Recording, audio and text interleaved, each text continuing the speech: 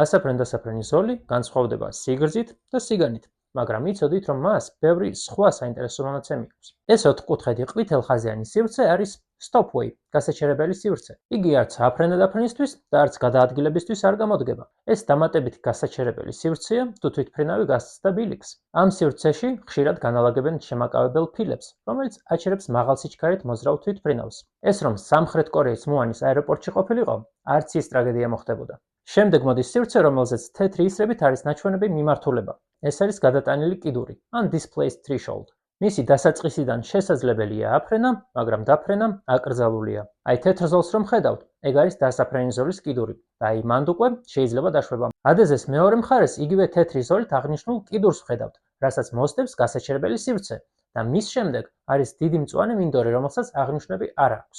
ეს არის clearway, თავისუფალი სივრცე, რომელზეც არანაირი შემოფერხებელი საგანი არ უნდა იყოს, აფრენის დროს რომ თვითმფრინავი არაფერს გამოედოს. სივრცის სიგრძე და სიგანე კი განსაზღვრული ზომისაა. ასაფრენ ზოლის ამ ყველა სივრცის ერთობლიობას კი ხელმისაწვდომ ასაფრენ მანძილს უწოდებენ, take off distance available, რომელიც იწყება გასაჩერებელი ზოლის ბოლოდან. ასაფრენი ზოლის სხვა საინტერესო მონაცემებს შემდეგ ვიდეოში ნახავთ. თუ გაინტერესებთ სამხრეთ კორეის და აზერბაიჯანული ავიახაზების კატასტროფების განხილვა, ეწვიეთ YouTube გვერდს.